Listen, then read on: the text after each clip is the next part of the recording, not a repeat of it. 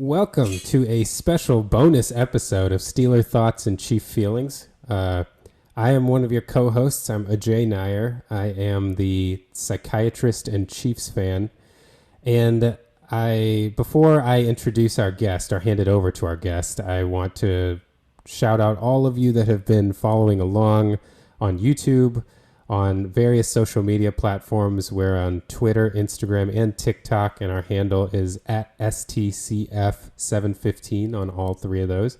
Thanks for everyone that's been watching and commenting on all the content that we've been putting out. And as you all will see, we have a special guest here, and I will let him introduce himself.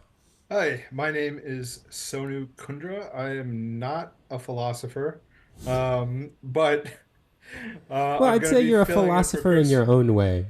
Well, I dabble, I suppose, but no, Jay very kindly asked me to join him today, and hopefully we'll discuss some good stuff. And you know, when people say I've known you as long as I can remember, I literally have known you as long as I can remember. Yeah, we go back a little ways, don't we? Yeah. I think I might remember you when I was like 5 or 6, something like that. Yeah, and I'm a little Yeah. older than you, so like yeah, it's probably as long as you remember. Yeah. Yeah, yeah. Well, I appreciate Sonu you coming on. And so Sonu is, just for context for everyone, Sonu is a Titans fan. So we will be Yes, introducing some Titans talk. And he's a big NBA fan, specifically a Lakers fan. So we'll be doing some yes, basketball talk too. yes. It was a good year for the Lakers. No, it wasn't. Anyway, we'll get to it. All right. Well, topic one, I wanted to talk a little bit about the NFL schedule release. It happened last week. First of all, your thoughts on how big of a deal the schedule has become now? Like, it's like an I, event now. I never knew that it was a thing. Like I was like, okay, they released the schedule. Great. I mean, we get to know when the big games are and all that. But I didn't realize it was like I guess each team like does a video and all that. I know you're gonna hate this, but the Chargers apparently had a very good intro video to their schedule. Some definite digs at some teams, including the Chiefs. But yeah, no, it was it's like it's just a schedule. I don't understand like this whole fanfare to it, I suppose. But The, the NFL has done such a good job of making all their things interesting. They're slowly dragging us into caring about every little thing they do, and I feel like the schedule is the newest iteration of that. yeah, I definitely agree with that. So Chiefs schedule. What do you think? Like if you get down to it, I know we're talking, but if you get down into the nitty-gritty, what do you think about the Chiefs schedule? So when I look at the schedule, I really kind of look at two things because, like you said, we already know who we're playing and everything. So from the Chiefs' perspective, as far as how the year is going to go, I look at two things. Number one, when is our bye week? This year, it's not ideal. It's week 6. I feel like the Chiefs and so I kind of go along with it, but the Chiefs always want the latest bye week they can possibly get.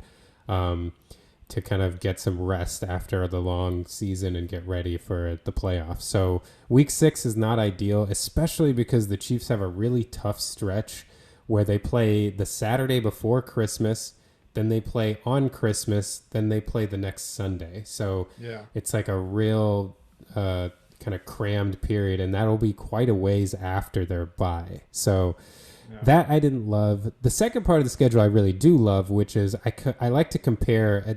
It started with this guy Warren Sharp on Twitter who does a lot of like data analysis, and he does analysis on the rest advantage that teams have every week. Right. So last year the Chiefs had a lot of games where the other team had more rest going into the game than the Chiefs did. This year we only have 2 weeks like that. So I really like our schedule from a rest advantage standpoint. Well, that's really good. Is there any like I haven't looked at the Chiefs schedule in depth. Like, are there any games that you're like, let me circle that. Let's see what happens. What do you think? So I think starting week 1. the kickoff game is we're hosting Lamar Jackson.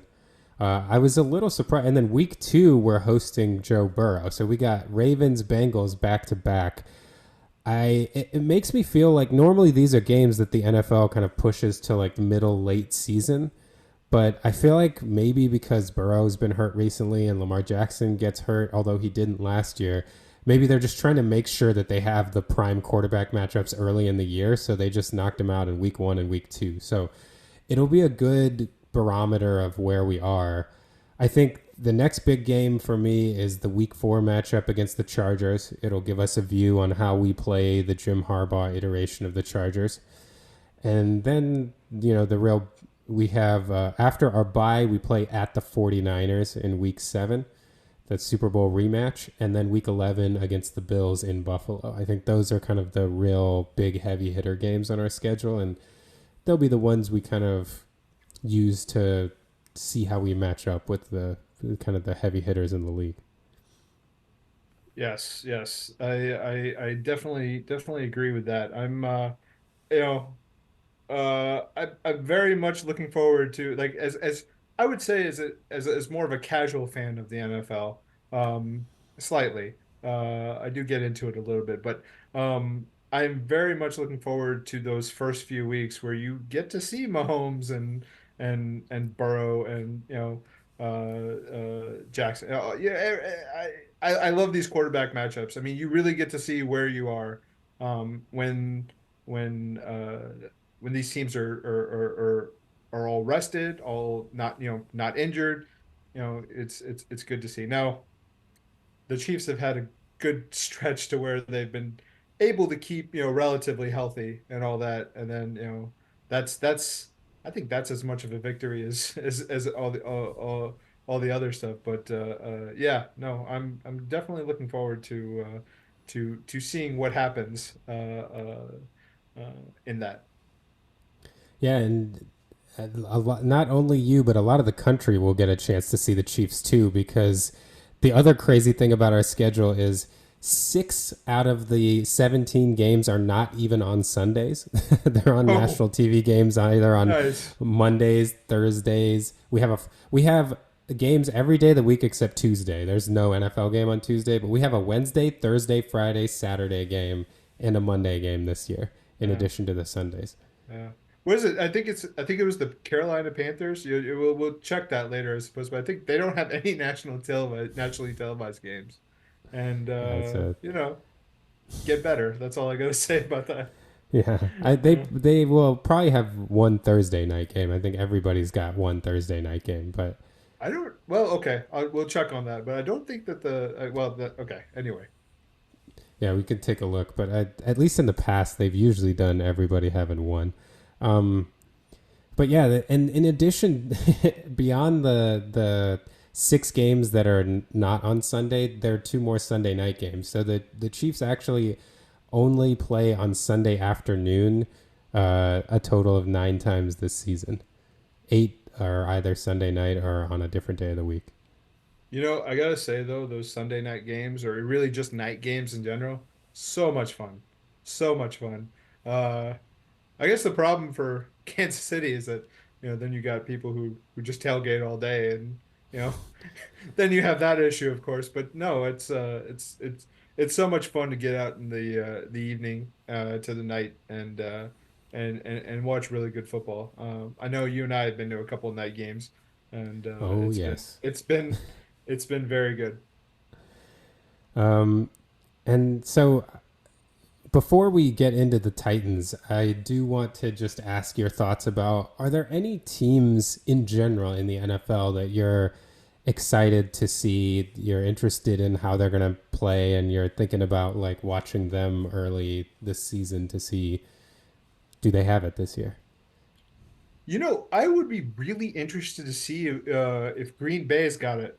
Like, I don't know Yeah. if Jordan Love is legit, if they have if they have what they need. And selfishly, of course, I want to see where the Titans are at. With well, I'll get into that in a second, but no, I want to see where Green Bay's at. If Jordan Love is as good as it seems like he is going to be. you know, I think they made some moves this offseason.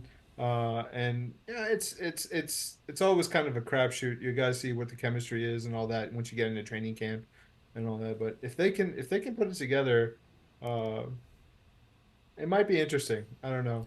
The Yeah. Green Bay is one of those organizations though that they always seem to like, on paper kind of put it together or completely ignore what they need and just roll with what they have. But they kind of put it together, but then they kind of fall short. So you almost need great quarterback play really determine if they can be successfh. I mean, I think Lonnie can speak more to that, or maybe he wants to forget most of it. I don't know, but but yeah, no, I'm really looking forward to seeing if Green Bay can do it. I Detroit. actually, Oh, go Green ahead. Bay is one of the teams I had circled too. I think the a couple of their games I'm really excited about. Week one, they have the Friday game that's being played in Brazil against the Oh yeah, Eagles. yeah, yeah. So Yeah. I think that'll be a really early measuring stick. I think the Eagles are going to be good again this year. So seeing how they shape up, and then the other big Green Bay game I feel like is the Week 7 game against the Texans. They're Oh going to yeah, yeah. bring C.J. Stroud against Jordan Love. That That'll is be that exciting. that is another team I want to see whether they can make the next step is the Texans. Yeah. Selfishly, of course, as a Titans fan, I want them to fail and I want them to fail miserably. But or at least when they play the Titans. No, but it'll see if he's even made CJ Stroud, that is, if he's even made a further step than what he previously did. If he does, man, I don't know. That's going to be a tough team.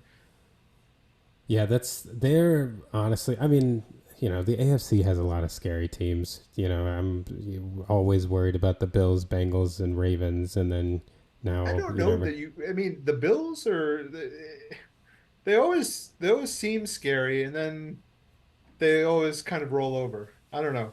That's Knock on that's wood. I been mean, my I, yeah. I hope that continues, but I feel like Josh Allen is always scary. I'm never gonna take it for granted, That's that's but that's fair. That's but that's fair. I feel like the Texans could potentially be added to that group this year because they've got the whole quarterback on a rookie contract, and they went out and spent this year in Yes, they free did. agency. So they're trying to do what the Chiefs won a Super Bowl with Mahomes on a rookie contract. The Seahawks won with Russell Wilson on a rookie contract. I think they're kind of trying to follow that model, and I think you're right. We'll see what Stroud does, and I think the big game for me that I'm interested in is Week 5. They host the Bills, and that'll Oh be a yeah. good measuring stick to see how far have the Texans come. Are they ready to play with the big boys? I'm gonna see. I don't know. You keep talking about the Bills. I know Josh Allen is amazing, but I don't know. I don't have faith.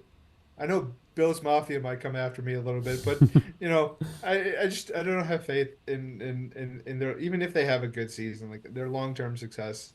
It just, I don't know. It doesn't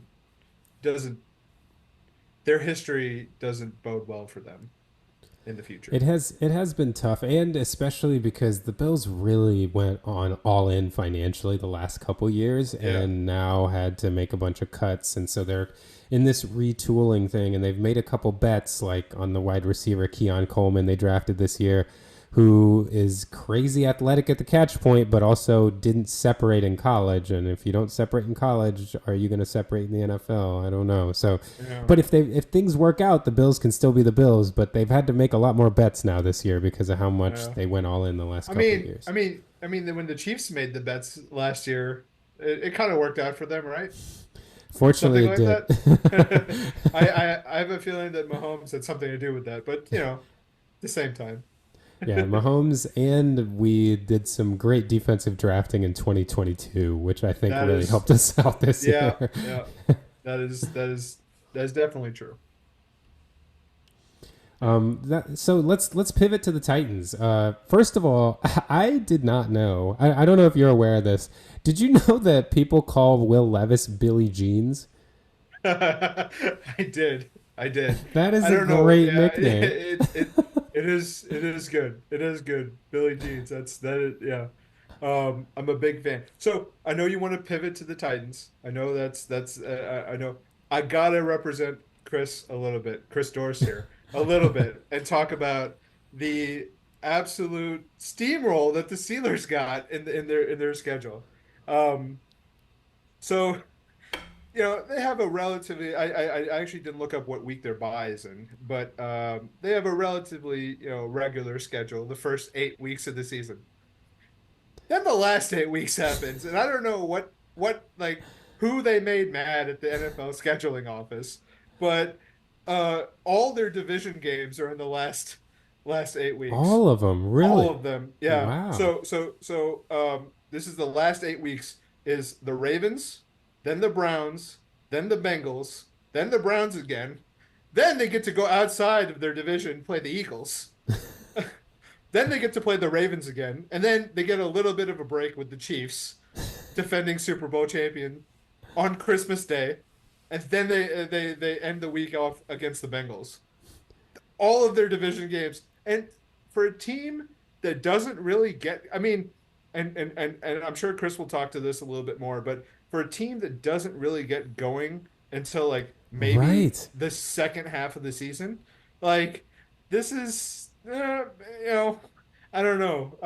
It'll be interesting. It'll be interesting. The coaching staff is definitely going to have to keep people engaged at the beginning. And I don't know, like even if they do, if the Steelers have a good record at the beginning of the season, I don't know that that's something that's going to be like. Obviously, everybody's going to talk about it, but that is a rough last 8 weeks for that team. Like I said, I don't know who they made mad in the scheduling office, but they really made them mad.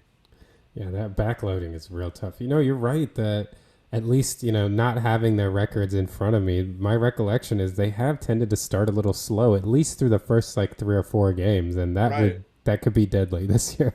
Yeah, yeah, that could definitely. So I'll let Chris talk about that more. But my message to him is, man, I'm with you. That's rough. That is definitely rough.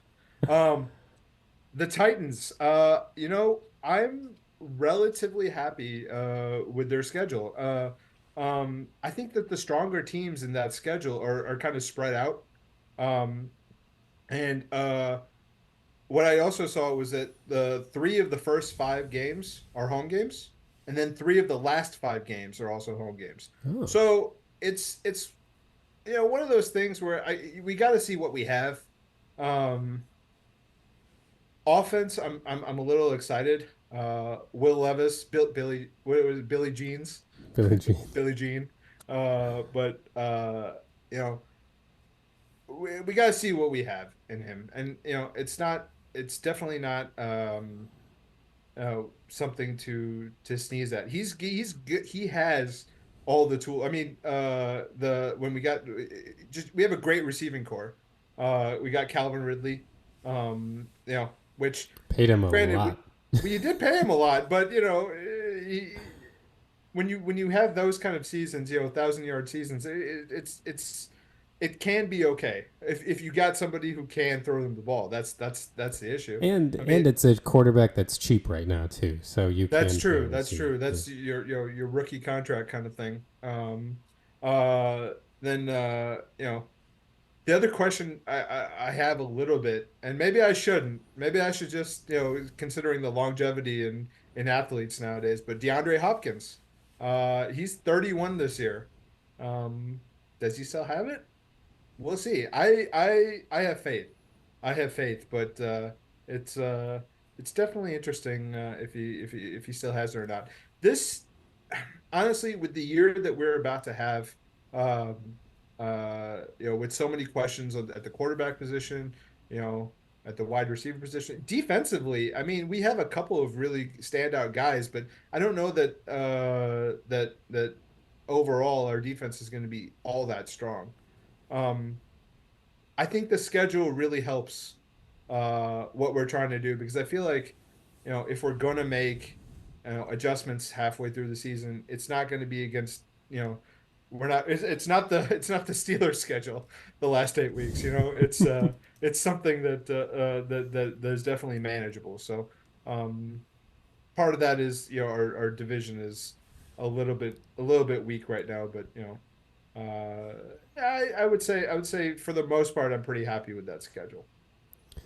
I I have to ask you actually, think about the Titans stuff. Chris and I kind of talked about it a little bit on an earlier podcast, but both of us were very surprised that Mike Vrabel is not a coach. What do you think about the Vrabel to Brian Callahan transition as a Titans fan? You know, as a coach, you can't have issues with the GM and the owner. You can't do both. You can't have issues with the GM and the owner. You can have issues with one, but you can't have issues with both. And I think that I think his vision, I think they didn't agree with his vision. I mean, I think the Titans GM and their owner, I have a feeling they wanted more of a cohesive decision making. You know, rather than I think Vrabel had more of like a Pats New England Patriots vision, like of one man at the driver's seat and put everything together himself. Mm-hmm. So Callahan, I am a little bit excited about Callahan. And the reason is that so Will Levis showed us a little bit of a little glimpse of something good in his quarterback play last year. Um, I just want to I looked it up. His Callahan's a record. So he's coming off you know instrumental in Joe Burrow's success. Before that, he developed Matt Stafford with the Lions, and then, obviously Stafford got traded, but he worked with the Derek Carr back when he was helping Derek Carr do his thing. He had a career highs all the way around, yards, touchdowns, low in interceptions. Like so, and then to start off, he worked. I think maybe not to start off, but at the very early on in his career, he worked with Peyton Manning with the Broncos. So he has he has a history of working with these quarterbacks to make them great.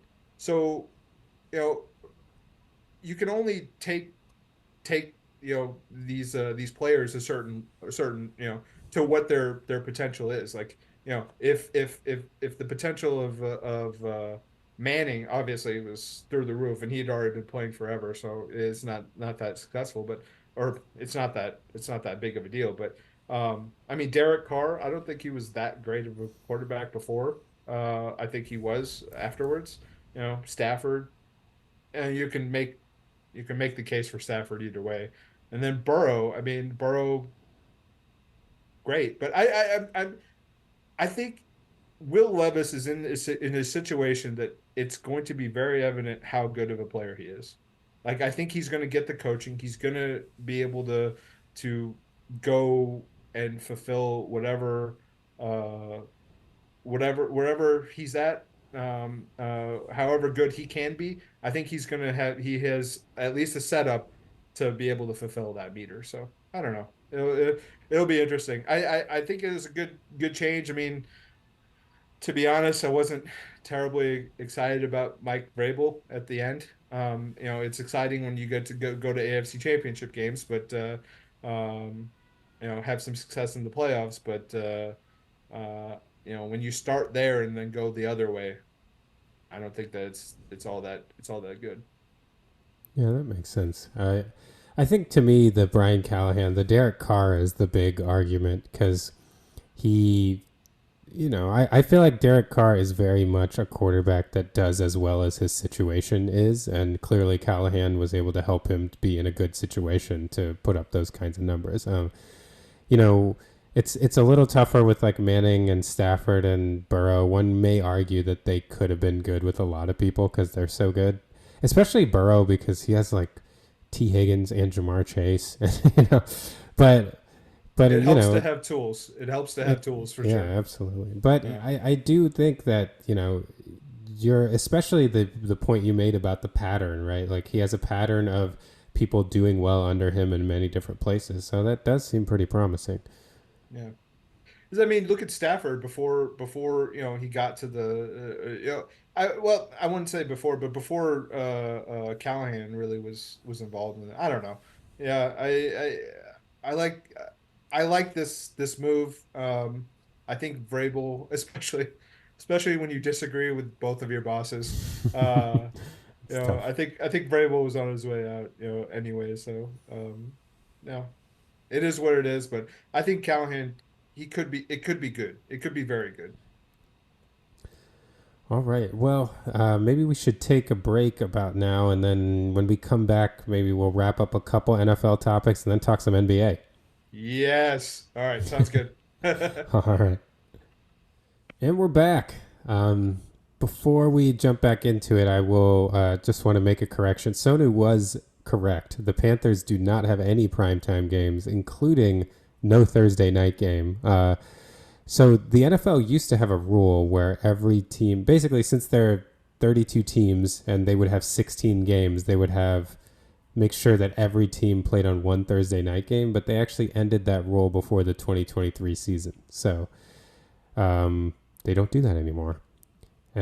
And so now it's possible for a team to have zero primetime games. Apparently, it happened last year for a couple teams too. So learn something Play new every better, day. Panthers. Play better. I mean, they've had a rough few years, so I mean, It's true. it hasn't been good. All right. I don't blame the NFL for not. I mean, I don't know. I mean, It's that's fair. Yeah. Yeah. I Um. mean, you got to market your best stuff, but Yeah. Especially with how much these companies are paying now for the TV deals. You know, they don't want to have to show games that aren't going to be watched as much. oh yeah, 100%. All right, Sonu. Any final thoughts on the schedule? Something that we really didn't. I mean, we talked about the Panthers not being on the prime time, but um, uh, you know, teams that did get primetime games and a lot of primetime games. I'm looking at it, and so was it there's three teams that have six primetime slots, and that's San Francisco, the Jets, and then Dallas. And then if you look at who has five, Kansas City has five because I think they have a Saturday game that is like at 1 p.m. It's a nationally televised game, but it's not prime time. But so KC, Buffalo, Green Bay, Detroit, Cincinnati, Baltimore, Philadelphia, Miami, and the Rams, LA Rams, they all have five. I have no issues with any of these, but I do question a couple of those who have six. The Niners, they deserve it, of course. They went to the Super Bowl. They've had success. They have an exciting team. I mean, the Cowboys did make the playoffs last year. Uh, yeah, they made the playoffs. And then the Jets, I don't know what we're looking for with the Jets. I guess Aaron Rodgers is coming back, and that's why we're excited about uh the Jets playing in primetime games. But other than that, I don't really understand the Jets getting so much time. What do you think? What do you think about this? I mean, No, are the teams that are getting them deserving or no, I agree with you on the Cowboys. Like these are clearly more like media decisions than football decisions. Like the Cowboys are, quote unquote America's team, and the Jets are in the New York market. But yeah, I mean, I could see them both getting like four. Like they don't need to be like, but I would still have them below the teams you said, like the Rams and Miami and Buffalo. They got five. right? I mean, I think every team's a playoff team except for the Jets. And I'm not trying to harangue on the Jets. I mean, but they what have they've had basically 2 decades of you know Futility. exactly, like it's just it hasn't been good. And they're still getting these primetime games. I mean, more power to them, I suppose, but yeah, no, I'm not sure that we'll have to see. Hopefully Aaron Rodgers can do something. Hopefully his Achilles is back to 100%. Well, and I'll let you speak to that, doctor, about whether he can he can heal it without. what was the deal? He healed it without he healed it with his mind, something like that. Like what happened there? Well, he definitely did do the whole like, oh, I'm gonna be back like faster than anybody has ever been back. And the funny thing was, a lot of people, including every single person in medicine, was like, no, you're not. And then he like kept doing the thing like, oh no, I'm gonna be back, I'm gonna be back. And then when it got to the end of the season, he was like, actually, like I pushed, and when then we found out it wasn't possible. And it's like, no, we didn't just find that out. We all have been saying this the entire time that it's not possible. We all Yeah. have been saying this. Like, um, but yeah, there are a couple teams, the Jets with Aaron Rodgers and the Falcons with Kirk Cousins, that are relying on older guys to have Achilles heel. And Kirk Cousins isn't the most mobile guy anyway. Aaron Rodgers did use his mobility to his advantage, and as a big NBA fan, like when guys tear their Achilles, like it doesn't always come back. The only real exception I can think of recently is Kevin Durant played pretty well after his Achilles tear, but there have been guys that, like Wesley Matthews' career was completely different after he tore his Achilles. He played many years and he was not the same player. And Kobe wasn't the same player after he tore his Achilles. Like, the Achilles tear is no joke. I mean, Kobe was also what 30, Well, 34, Aaron Rodgers is 33. 40. Yeah. Yeah, that's true. That's true. And Kirk Good. Cousins is in his upper 30s too. Yeah. But by the way, you mentioned it, so I'm just gonna.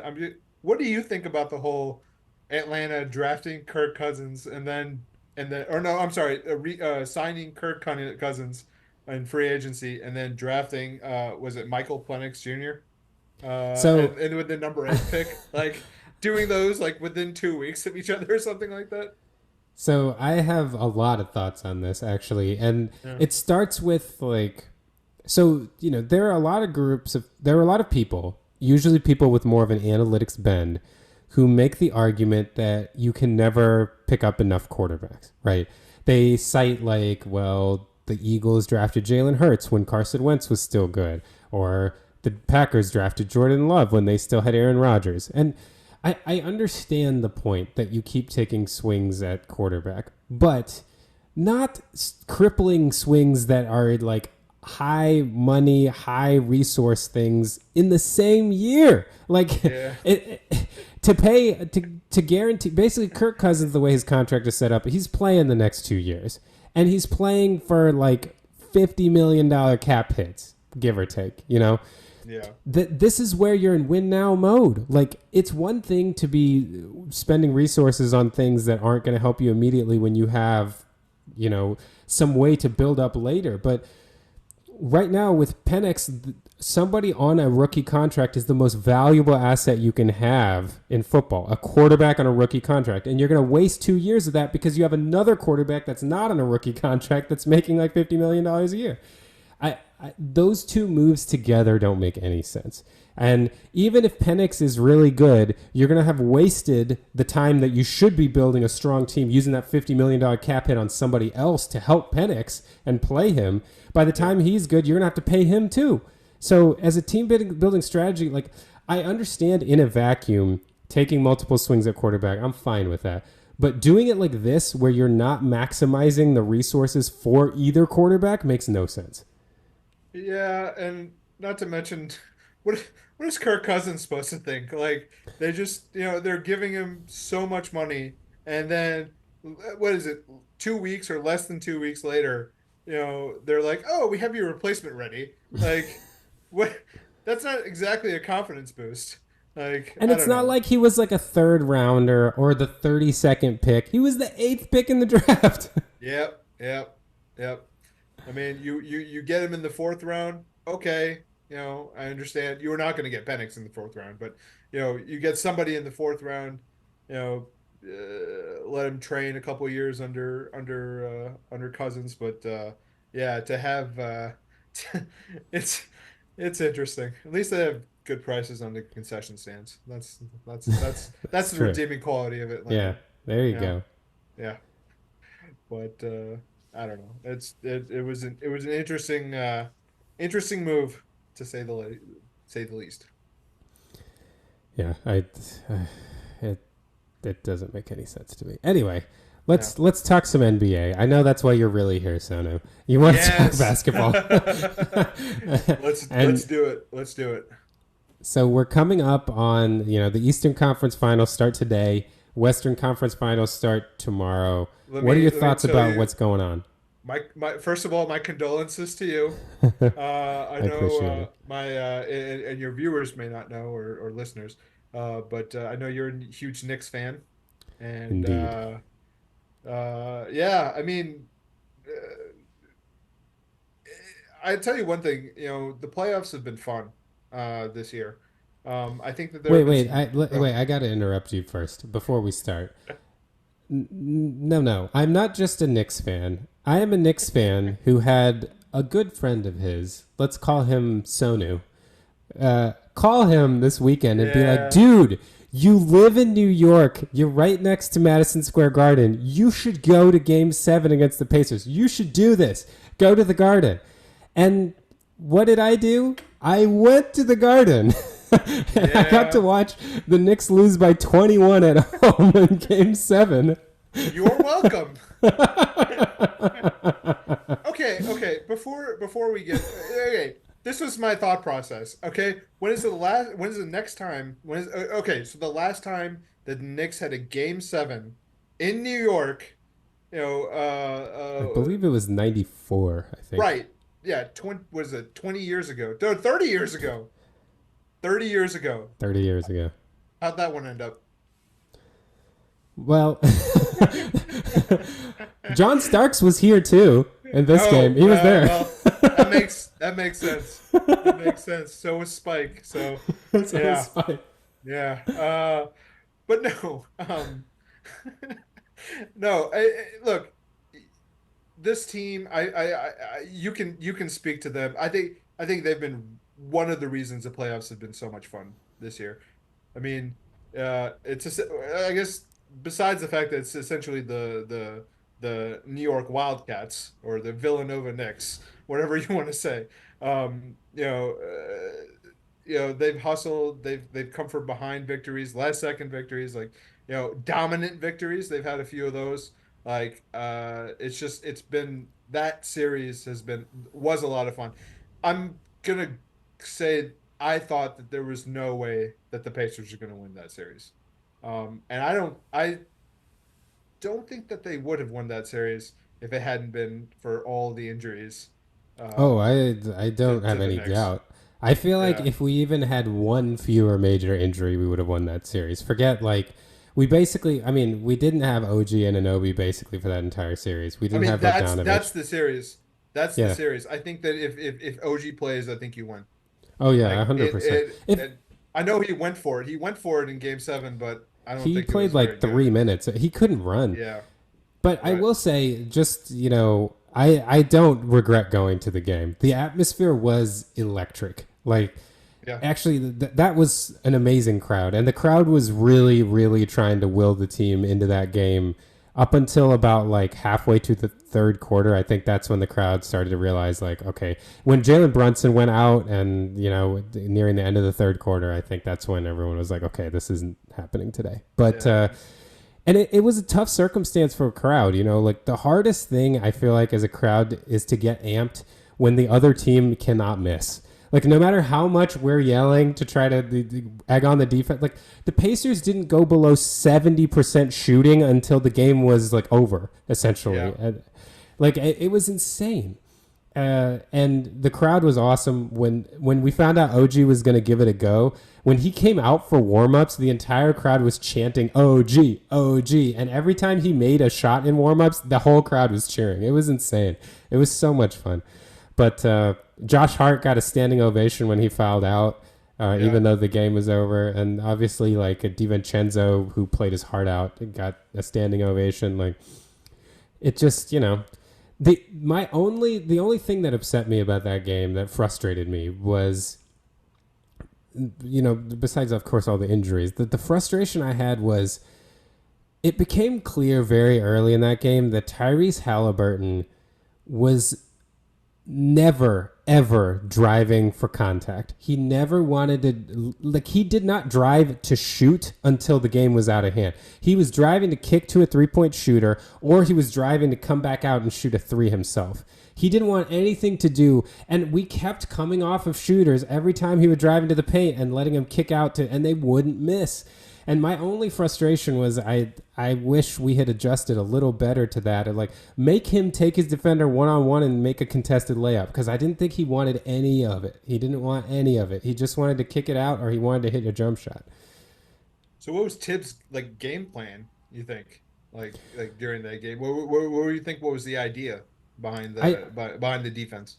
I think he wanted to dare guys like Neesmith to hit threes, and unfortunately he did. Yeah. He kept hitting Uh, them. So I think that he was like, I don't think the role players are going to hit big shots in a road game seven, and they did, to their credit, yeah. you know. You can't it's very hard to beat a team that's shooting that well. No. I mean, And also, like, our guys were gassed, you know. You could see Josh Hart was not 100%. You could see it. OG. so that brings the question. As a Knicks fan, you know you have short rotations. Josh Hart, he played some ridiculous amount of minutes. Uh, what are you thinking on that? Do you like that he's going that hard, or at some point do we need to like, or just and not just him, but like every player? Do we need to build in some rest or something like that? Like, what would you have preferred to see? I think one can definitely make that argument for like earlier on in the playoffs, but once we had the injuries we had, I think we had no choice. Like, our we just had so many guys, and I do think Tibbs like does shorten his rotations a little too much. But you know, we started the playoffs without Randall, and you know, Bogdanovich getting hurt early. We Mitchell Robinson was like in and out, and then ended up being hurt. So in those situations, it becomes a chicken or the egg thing. Like, when so many guys are hurt, you kind of have to shorten the rotation. When we had Right. more guys, I would have liked to spread it out a little more, but in this Yeah. playoff run, it was kind of tough. Yeah. I tell you one thing though. I mean, and I know it's doesn't mean much right now, but this Knicks team can be scary. Like, I didn't think they were going to be as good this year as they ended up being. Um, I guess I'm going to go right into it. Like, what do you want to see happen in the off season? Like, to go to the next step, because you had this success um up till now. So besides trading Jalen Brunson, which obviously you have to do, uh, I am very much kidding. But no, no. What do you want to see happen in the offseason for the Knicks? I do want us to be a little bit patient, and that's probably just some like PTSD from previous Knicks experiences. Because like what we would do normally right now is like trade the farm for an aging superstar who's a little over the hill. I don't want that to happen. The guy who I would love if we could pluck off to kind of continue our Villanova theme is Mikal Bridges from Brooklyn. I feel like that would be Jesus, amazing. why don't you Just get just them get all. Just everybody? get them Yeah, all. yeah. Just I, get I them. Yeah, I would love to do a move of that caliber that's not, you know, a guy who I think would fit our team and we're not going crazy. Like, I don't want us to trade the farm for Durant or something, you know. If Devin Booker wants out of Phoenix, like, hello, maybe we trade the farm for Devin Booker. But that's the only like big, or if Giannis is finally like, I want to be out of Milwaukee, like if it's something crazy like that, sure. But I don't want us to do the whole like Antonio McDyess trade again, you know. yeah. We got to keep it cool. We have late first round picks in a draft that's not considered a good draft. So I'm not hoping for anything great from the draft. But even if you get one more rotation guy, someone who can be like an eighth man that Tibbs won't play in the playoffs, but someone who could just help out. And then let's see, because, you know, the smaller moves have worked, you know, getting guys like Isaiah Hartenstein, who's just like a huge core part of what we do. Mitchell Robinson, late draft guy, Deuce McBride. Like, I just want Tibbs guys. I want attitude guys more than selling the farm, unless we get someone that's still ascendant.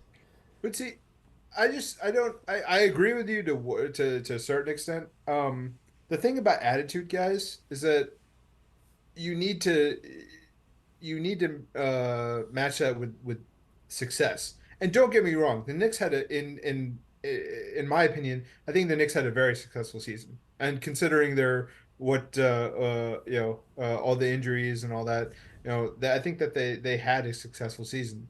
My issue is that with attitude guys, yes, it's great to have attitude guys on the team, but it has to come with success. You have to be successful. And I think at this point, I mean, you guys were one win away from the Eastern Conference Finals. I don't think just getting the Eastern Conference Finals is good enough. I think getting to the finals and getting to the like that's the next step. And I've never known Tom Thibodeau to be that guy who can make that step, but he's as good of a coach as any other who hasn't been there yet. So I mean, I'm not saying that he can't do it. I'm just saying, you know, attitude guys are great, but maybe we need to also get somebody who will buy in, but is maybe a little bit, a little bit of a diva sometimes. No, I agree with that. It's just it needs to be the right guy. Like it needs to be someone who.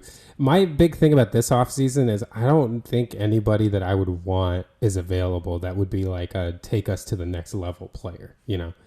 Uh, to me, the only two people who I could potentially see being available, except I think Bridges could be kind of that for us. Like Bridges, he didn't have a good year this year. He was really good last year. I wonder if he like in with his Villanova guys could find another, go back to his 2022, 2023 self. Like he's the one like reasonable possible guy, but I think Brooklyn is kind of committed to him. The other guys, like, you need someone to be mad and one out. Like with you guys and Anthony Davis when you got him from the Pelicans, we need a situation like that. Otherwise, I don't know what we're gonna do to get take us to the next level kind of guy. All right. So, I mean, there are definitely a few that I mean, LeBron James, obviously, he's got a player option. Paul George has a player option. But you're unrestricted. I mean, Klay Thompson, is he good enough? I don't know anymore. I Yeah, I don't mean, know. Not for the but money. He's gonna want so much money. That's the thing. If Clay Thompson would take a discount to come play, like absolutely, but I don't think he will.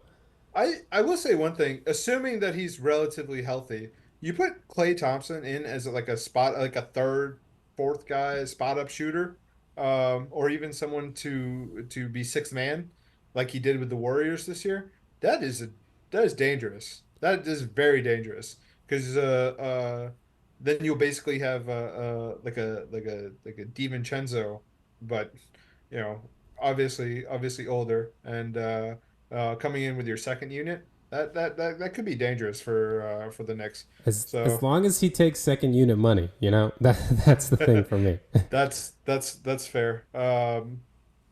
I mean, I don't know. I'm looking at these some of these other guys that are free agents right now, or who are going to be free agent under restricted.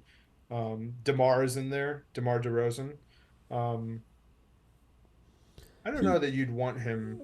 He like one thing about the Knicks is that you have quick ball movement, and I think that he's a little bit of a black hole. well, Sometimes, and yeah. if we do have the ball stuck with someone, it's stuck with Brunson. Like Right, right, so you need guys that can play off of Brunson. yeah. Would you trade Randall? I'd consider it. Yeah. I Is there really some? would. Let me rephrase the question. Is there somebody you would want to trade Randall for?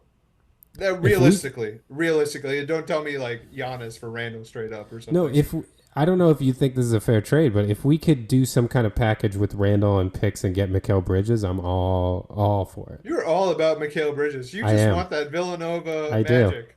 I You do. see? I see. Like, look how much better DiVincenzo was when he came together with Brunson and Hart. Yeah, yeah. That's fair. Um, I mean, we're talking about off-season plans for the Knicks and all that. I mean, we were talking about like playoffs have been pretty fun. I mean, the rise of Minnesota has just been Oh my. insane to me. I didn't know that Anthony Edwards was this guy. No. Um, I uh, thought he might be this guy in like 3 years, maybe. Not I mean, now. I don't know. I mean, he was doing movies with the Adam Sandler just a little bit ago, so I never saw this for him. He had a bad game seven, and his team did help him out a little bit, but man, it's interesting how good he's becoming. Um, Now, I think people are going a little bit overboard. People are talking about comparing him to Jordan or things like that. I mean, look, it's 1 year, and he's got two uh pretty good players in Cat and Rudy Gobert.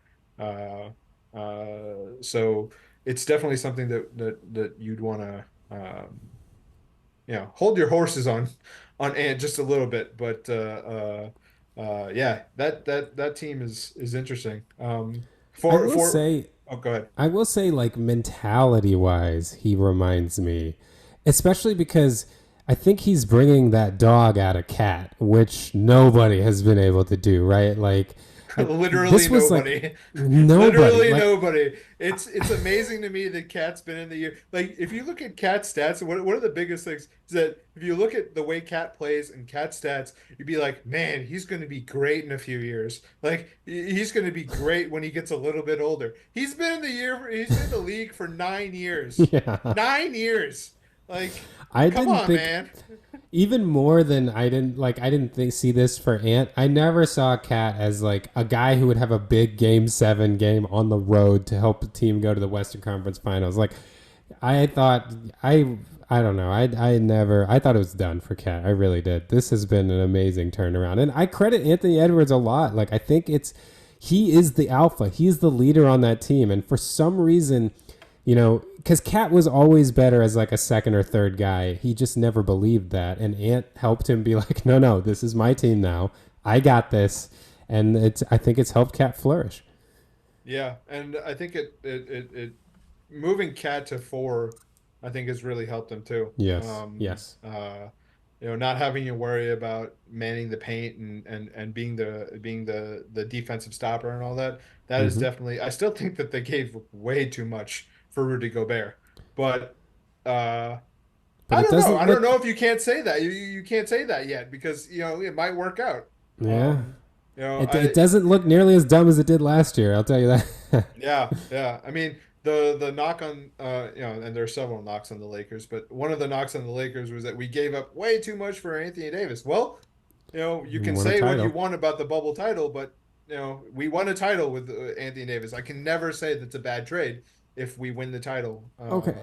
based Well, on based on his, but and based on him. So and let me say something too. Like I, as you will be able to attest, I am no Lakers defender. no, you're not. But why are people? I don't understand people being able to hate on the bubble title. I don't get it. Like I understand it was a different circumstance. I understand it was not your typical situation. Home court advantage was gone. But like everybody had the same circumstance. Everybody had to play in this circumstance. The Lakers won. Like I don't. People have to stop acting. Now I don't agree with when LeBron was like, I had to win 2 of the hardest titles ever. Like I don't know that I would put it on that side either. That it's like one of the hardest titles ever. Everyone had to deal with it. But why is everyone trying to put an asterisk on it? Like they won the title in 2020. That's it. I mean, the thing that bothers me is that you literally take I almost think it's a tougher title, to be honest. And maybe hear my reasoning. I'm not just being a Laker homer right now. My reasoning is that you basically, these guys are making millions of dollars. They're living in all these, fancy houses, driving amazing cars, all that. The NBA, and granted, COVID, they had to do it. They took all of the perks of being an NBA player away. Like literally, they took all the perks on it. You're in a hotel room, okay? You can't see your family for a majority of it. I think they let them in at the end or something like that. But you're stuck for at least 2 months together in the same, with the same people, breathing the same air. Nothing is new. I think that you needed a little bit more mental toughness. I think the two most mentally tough uh, teams got to the finals that year. I think Miami, and I don't know if that mental toughness came from Jimmy Butler or if it just came down from the Miami organization, or if it was it was something else. Maybe it was all the coffee that Jimmy was selling for ridiculous amounts of money, but whatever got them through it. But I think I think LeBron and Jimmy. I think it was the two most mentally tough teams that made the finals, and I think the Lakers. Obviously, the Lakers were a little more talented that year. So I don't think it was. I would say it's maybe a little bit harder than a typical normal finals. I won't say it was the hardest finals of all time or something like that, but yeah, I don't take anything away from the bubble. Obviously, I don't. I Yeah, I enjoyed wouldn't the expect you results. to. Yeah, that's Well, fair. I will just say, could it be, maybe it was the two most mentally tough teams that made the final, but maybe it was the two teams that hated their families the most that made the title? They were just like, oh, sweet. We don't have to hang out with my Well, family anymore. maybe that's true too. Uh, I I don't have that insight to tell you. I don't know, man. Have you seen the Taco Tuesday videos from LeBron? Like, it looks like he No, has a nice family. So, no, he definitely seems like a family man. yeah, That was tongue in cheek. yeah. Um, But no. So okay. Historically, we're talking. Um, uh, who are the four teams left? It's the Pacers, the Celtics, then the Timberwolves, and the Mavericks. What do you want to happen, and what do you see happening? what do I want to happen? Well, I want the Pacers to lose. I'm a Knicks fan, so that's number one for me of what would be nice. Especially because, and listen, like, I don't want to come across as, like, the Pacers, for all that, I do believe if we were at full health, we would have won that series handily. I believe that if we had even one or two more guys healthy, we would have won that series. But I also don't discount the fact that the Pacers were down 2-0. That's not easy to come back from. They, were down 3-2 again, not easy to come back from. They had to go into a crazy atmosphere in MSG and win Game 7. Like, you got to hand it to them. They did something that was very difficult in their own right. But I don't have to like them. And thanks to Reggie Miller, I do not like them. So I hope that they lose. I mean, yeah, I want to do it so bad, and you know what I want to do. Yeah. Yeah, I want to do it, but I'm not going to. And if your listeners and viewers don't understand, well, I don't know what to tell you. But If you know, you know. if you know, you know. Uh, So, although if maybe they've blacked it out like I have, so maybe yeah, that's why they don't know. that's fair. I'll send you the GIF later. No, Um, I'm okay. You don't have to. that's fair. That's fair. I feel like there's a lot of people who are not gonna be like, what are they talking about right now? Just check Yeah. the shirt that Tyrese Halliburton wore at the Game 7 press Yeah. conference. See, Yeah. that's where I was just like, listen. We were hurt, okay? Don't talk that much smack. Like, come on. You won. Like, all right. Oh, you didn't Don't. talk that much smack. You just He wore it on wore his it. He shirt. wore it. Yeah. Yeah. Yeah. It's all right. They're going to lose to the Celtics in All five. right. It's So fine. obviously you it might be a sweep, but anyway. Well, one can only Obviously hope. you know what's gonna happen in the East. What do you think about the West?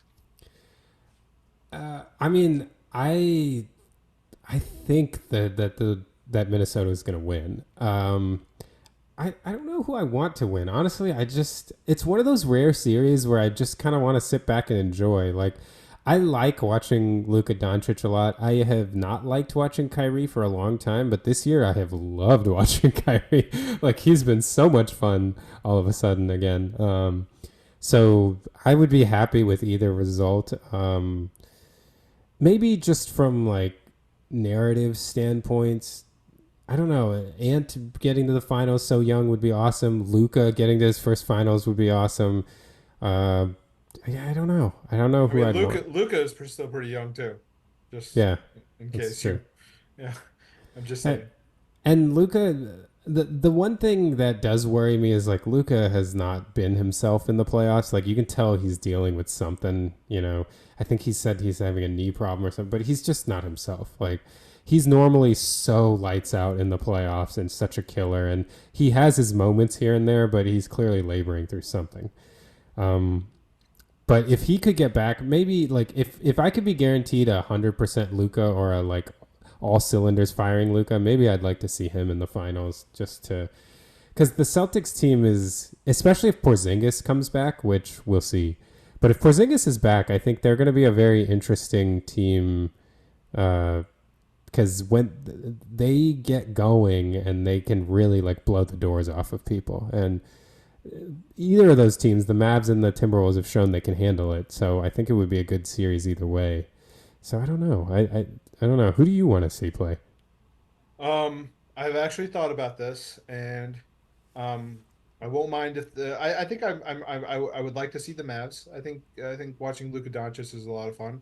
I think second, I'd like to see the Timberwolves actually, and I think we're gonna get a great Western Conference Finals. I Ant know it's going to versus be so much Luka. fun. It's gonna be a lot of fun.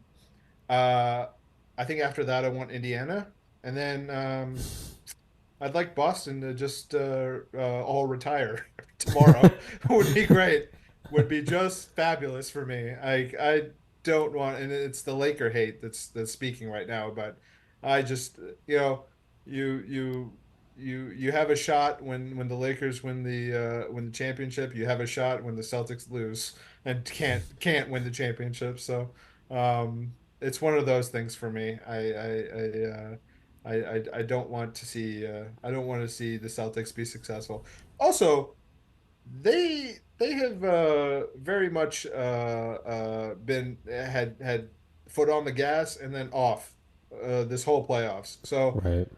if especially with Porzingis out, if Indiana makes a little bit of run, I know you don't want to see that, but if Indiana does something, uh, I don't I don't see it. Celtics are going to the finals. Yeah, unfortunately But for you.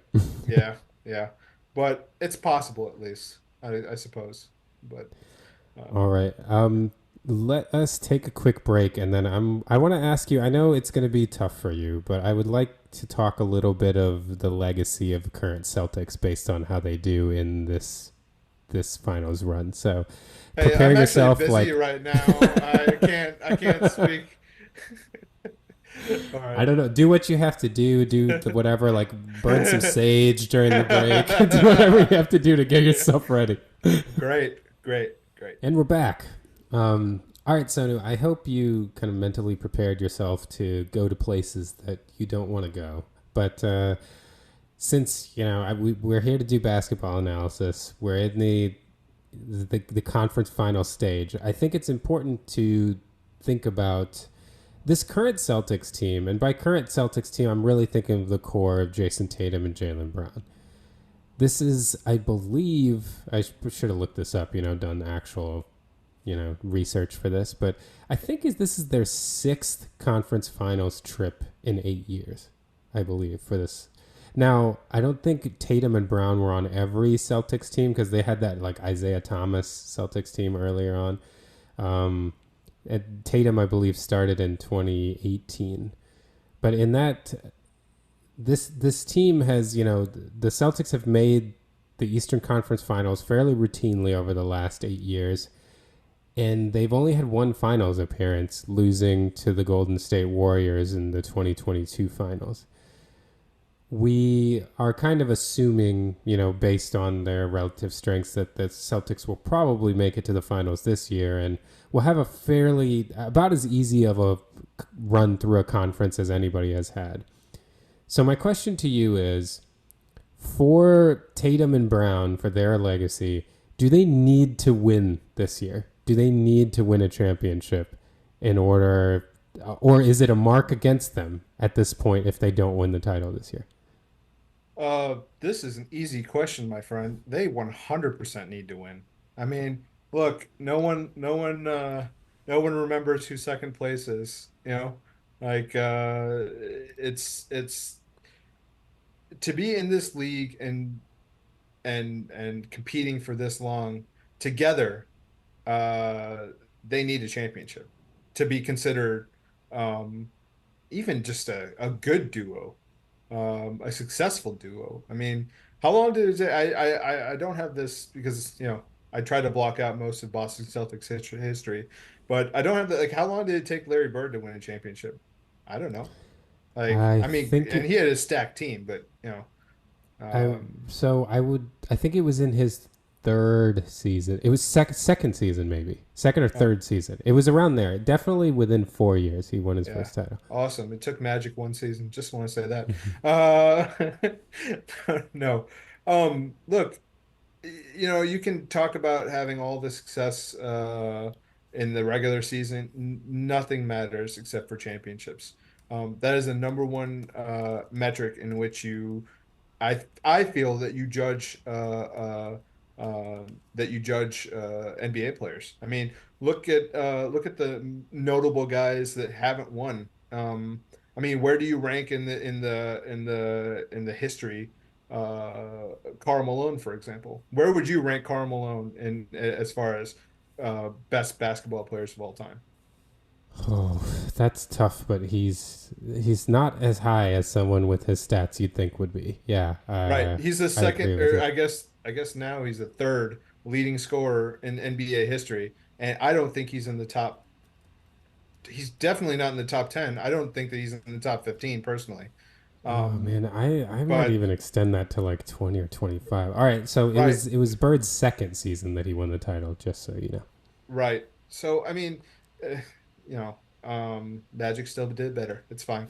Um, uh, no, I need to stop. But like honestly, I would say I don't know that there's another better player who hasn't won a championship in the NBA than Karl Malone.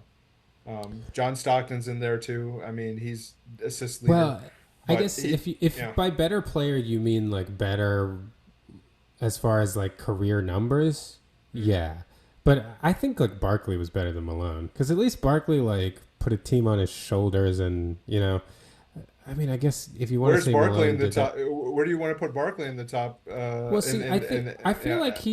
he's in like the 20s, probably. But again, like the players that you continue to respect and are the ones and I'm sorry, I shouldn't have said that. It's not continue to respect, but because you respect these players. Charles Barkley was an amazing player. Karl Malone, I personally didn't like him very much, but he was. I can't deny his Is it skill. because he got hurt in '04, and if he had been healthy, maybe you guys would have beat the Pistons in the finals? No, my saving grace from that year is that at least Karl Malone didn't win a championship. Oh no.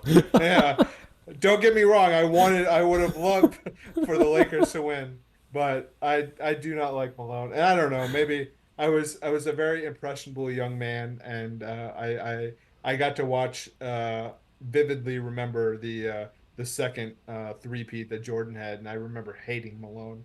Um, and I think it just spilled over from that. But I'm sure he's fine. But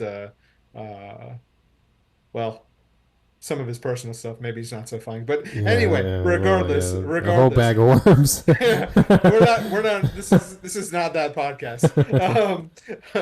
My point is that you know, in the NBA and other leagues too, but specifically in the NBA, you need championships, and I think you need multiple championships to be considered, you know, some of the best players. And so far, Tatum and Brown haven't gotten it done. And not to say that they won't, not to say that they won't this year, but they haven't. And I'm What not about sure. this? What about this? If they don't this year, do you think they can? Oh man. Well, it's hard to say because, a big part of their team this year was Kristaps Porzingis, and he is Yeah, hurt. let's So assume he's back because there's a chance he comes back this series. So let's say he's ready to go in the finals. If he's ready to go, if they if don't he this year, do you think if they he's can? ready to go and they don't get it done, then I don't know that they can without adding like a third mega superstar. And if you do that, is it their team anymore? Um, And can they do that with the new? Because this whole like second apron deal with the contracts is going to become a real problem for these teams that are spending a lot. Second apron deal? Like, are you talking about the change in In the the luxury cap, tax? Yeah, yeah, yeah, yeah, with yeah. like it's going to make signing free agents even hard now for these Yep, teams that spend that much. So yeah. I don't know. I don't feel. I'm not saying they can't get it done, and I'm not saying even if they get don't get it done this year that that their legacy is a failure or whatever. They might get it done next year. I hope they personally move on to other teams and get it done. Um, but I don't know. I mean, it's interesting because the other thing that you have seen is that either one or both of them has kind of shrunk in those big, really important games. I specifically, I'm thinking about Jaylen Brown in the finals. A few years ago against the Warriors, it was not pretty, but yeah, and I still think that they might be able to get it done. If they do, good for them. Um, but I hope they retire right afterwards. wow, Sonu, I'm proud. That was a very measured take on the Celtics. I see some real personal growth there. That was great. Well, yeah, I don't know. Is it It is what it hard? is. Like, I mean, look, I can't. They're a good team. What can you say? They've been a good team for a long time, and their GM keeps making good moves. It's infuriating, but at least I can be happy in the fact they haven't put it together yet. Even though that they have two star players and a good GM, but they haven't put it together. Hopefully, they never do. Well, and so let's transition from a GM that's making good moves to Rob Palinka. How do you feel? Hey, hey, hey! Don't say that. He's made some good moves. He's made some Yeah, good moves. Yeah. recently, Um. that I felt like the team was actually kind of clicking a little bit during the season when D'Angelo Russell was playing well, but So so so before we get into Lakers offseason stuff, and I'm sorry to interrupt you. I want to we just started talking about Knicks offseason a little bit, so I just want to finish that if that's okay. oh yeah, let's do it. Yeah, yeah. So the only I just have some trade situations for you. I just want to see what you'd say. I have a Okay, feeling on this first one's going to be the easiest one. Um, so Julius Randle, and then Precious, what's it, Achiuwa, I think Achua. is Achua, Uh-huh. for Bridges and the Phoenix first round pick, and then their second round pick. Would you do it Like in a yeah, heartbeat? ten times out of ten. You would trade Julius Randle that easily? You I think Mikal Bridges is going to be that good? I think part of it is so the only worry I have is a little bit of the loss of size in this trade, right? Precious and Yeah, Julius Randle's being the bigs, and we Mitchell Robinson gets hurt all the time, so we basically just have Isaiah Hartenstein as a guy that we yeah. trust as size. So that's the only like worrisome part about this, but I do think I love Randall, and Randall has brought us some really good moments, but I don't know that he's a great fit on this team Okay. because again, Randall has the same issue I think that DeRozan would on this team, that he is an ISO player. Yeah. He doesn't do a lot of off ball movement. He's not like a flow of the offense guy, and Brunson is the guy who handles the ball mainly in our offense. So it's not so much a dig at Randall. I just don't know that he fits our team as well as Bridges would, and I think that fit would be good enough to make this trade worth it. Okay.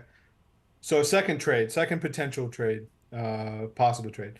So Julius Randle and two firsts. You're giving up two firsts. Would you do Yeah. that for Donovan Mitchell? Uh, can I give up the two first this year, like 24 and 25? Actually, I think that's what it was. Yeah. Well, actually, I think it was 20. I think it was, yeah, I think it was something like that. I can't Yeah, because we remember. have like pick 24 and pick 25 this year, and I'm not like Oh, no, no, no. this year. Yeah. It's when you said 24 and 25, one this year, one next year. Oh, gosh. I I'm think that's legal. I don't know. Maybe it's not. But No, that I think it because could we you do. yeah. Yeah, Oh, we. also, I'm not sure that I think one of the picks you don't own necessarily. So one of the picks, I think next year is your pick, and I think this year is somebody else's pick that you have. So like the 24th or the 25th pick, whichever one you don't own. I actually don't even remember which one is ours. It's because NBA rules are strange. You can't You do can't like your trade. own pick twice in a row, right? Right. Yeah, Yeah, 2 years in a row. because of the number of GMs that have ruined their teams doing trading all their picks. Yeah. Yeah. Um, man, it's not like value wise, it's not a bad trade. Like I think that is a good trade value wise. Again, it's just a fit question. Like I don't think Mitchell and Brunson fit together. Like they're both really ball dominant guards, and But I I mean, I think at this point, then you're saying that you want a superstar that is a superstar but not ball dominant. And I don't know that there's one that necessarily exists. no Then you want basically a good second option. no I would take a superstar that's ball dominant, but they need to be better than like I don't want a small guard. So Oh, okay. My thing with Randall is that he's not a superstar in my opinion. Right. He's there. Mitchell is like on the other side of the cusp. I think he's like barely a superstar, but he's a small guard too. So if you could get someone of Mitchell's caliber that was ball dominant, that was a bigger guy, I'd be okay with that. I would do that trade. I wouldn't hate this trade if they did it. I'm really on the fence about it. I think I would kind of lean no, but I'm not opposed to this one. Okay. All right. And then my third option, this one is a smaller trade and it's not a huge big names or whatever, but so Mm-hmm. Bojan. Okay. Bojan, I Anyway, think it's Bojan. Bojan. Okay, sorry. Bojan, Precious, and somebody else. Throw in throw in throw in somebody on that team on the of the guys who didn't play even though you were super injured. Was it do you like Mandy was it Diakite or something like that? I don't know. Anyway, somebody on the end of the bench for Malik Monk. Oh, I love You would Malik Monk. Oh yeah, yes, I now we'd have to pay Malik Monk. He's gonna make some money, but oh, yeah, I love Malik Monk. Like yeah. I have loved Malik. I actually did not love that we drafted Frank Ntilikina ahead of Malik Monk back in the day. I wanted That's Malik fair. Monk Yeah. back then. Now he Malik Monk took a lot longer than I thought to become. Like I had almost given up on him. He was like toiling for a little while. He was a Laker for a little while too, right? Yes, he was. So Yes, was he Josh was. Hart, right? A couple of my favorite guys in the league were Lakers at Yeah, one we point. I think we drafted Josh Yeah, Hart. you drafted Josh Hart. That's right. Yep. But You're welcome. yeah, I'm. Yeah, thank you so much. You don't even know. I love Josh Hart. Um, but yeah, I would do that. I love Malik Monk. I think he would be great on our team. Okay. All right. That's all I got. Some of those were interesting. Some of them, that Malik Monk trade, I'm not sure that would. I don't know. It depends how good Boyan was pretty good though, but he's getting older. And Tibbs doesn't play him because of his defense. Yeah, that's true So too. Yeah. if Malik Monk will give the energy on the defensive end, I think it's worth it. Tibbs doesn't trust Bojan. I really don't think so. If it was that trade and then you had to add draft picks to it though, to make it work or to make him interested. I mean, as long as we're not, selling the farm when it comes to draft picks, I think I'm still okay with it. I think that's, I mean, because we do, one of the things we struggle, we have, if DiVincenzo's hitting threes, that's great, but it's not like we have a bunch of guys that can create their own offense. We have Right. Brunson. Randall can, that's why he's kind of useful, but he does it in a very ball dominant way. I think Malik Monk is a much better, like, he's a great spot up shooter. He can create offense when he needs to. He can just fit into this offense. I think it would be like, it's another. The question is just, will he kind of give the Knicks level energy on defense and hustle? If he does that, like, oh my gosh, it would be a great fit. Okay. Very good. Yeah. All right. Now we've had you on, and there's no way we could have you on this podcast and not do a deep dive into the Lakers and what's going on with the Lakers. So I'm going to give you a little bit of an open floor. Tell me about the state of the Lakers. How do you feel about where the franchise is right now and where you're going? Man, it's so up in the air, I think. I mean, I on one hand, if we can make a couple of moves, I feel like we could be right in there. On the other hand, we've been making some moves and it's been terrible. So I don't really know, to be honest, what I would really want to see. Um, you know, Wait, who do you blame, GM LeBron or GM Palinka? I mean, I wouldn't say LeBron. Well, I don't know. I don't know. Like, I guess another thing in my background is, back in the day when Kobe was in the league and it was the whole Kobe versus LeBron thing. I used to, chew Ajay's ear off about how much LeBron was, overrated and terrible and bad for the league and all that stuff. And then I got to a point where I was like okay with him, and then we signed him, and I was like, okay, I can root for him. So I have come in about face on LeBron a little bit. I have noticed that everywhere he goes, like he he really makes the decisions, and sometimes Mm-hmm. for good and sometimes for bad. Mm-hmm. You know, he The he whole Russell Westbrook thing. the whole Russell Westbrook thing. I mean, that was Anthony Davis too. I think Anthony Davis wanted Russell Westbrook. I don't think that was a good. That was oh gosh, that was not a good. That was not a good fit. Another person who you didn't love before they came to the Lakers, Russell Westbrook. Well, that continued as I didn't. Yeah, unlike LeBron, that continued. I don't know what Russell was doing, but at the same time. Oh, I could do a deep dive on Russell Westbrook right now. I'm not going to. I'm not going to. We got to stay on topic. But okay, you know what? If you look at it, Russell Westbrook, he goes to every team he's gone to. I feel maybe with the exception of the Clippers now, I'm not sure, but every team he's gone to is better after he leaves. I don't know. Well, I'm gonna maybe just not the Thunder initially. The Thunder well, took a minute. Yeah. initially, yeah, but I mean, the Thunder also got a lot of draft picks for him. Um, I mean, it was a yeah, good trade. yeah, Yeah. yeah. Oh, best trade by the way in Thunder history has got to I be the Paul George trade. Has got to be the Paul George trade. yeah. Getting draft picks and And SGA and Shea, yeah. oh Mm-hmm. yeah, yeah. I mean, you got a guy who's an MVP candidate and you get like five draft picks for him. Like Yeah. that's okay. Anyway, this is not about Russell Westbrook. But no, I don't know. It's just I don't know about the Lakers right now. They've got to make some decisions for sure about what's going to actually work and you know to be honest, if we're even going to have LeBron might. Yeah. I'm 100% sure LeBron's going to opt out. I think he's going to opt out.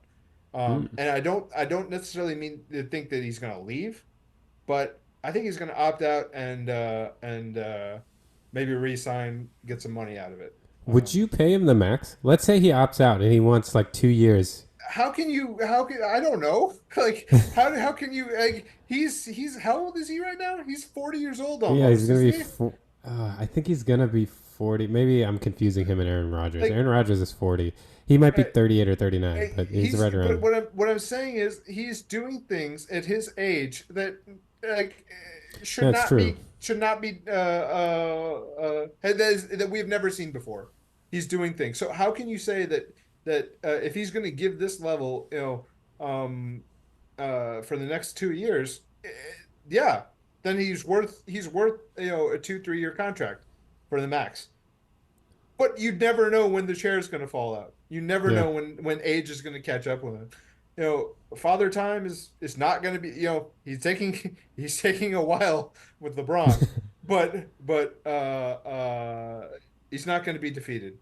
You know, so I don't know. I really don't know if you want to pay. I mean, I think we have to. I don't think we have much of a team right now.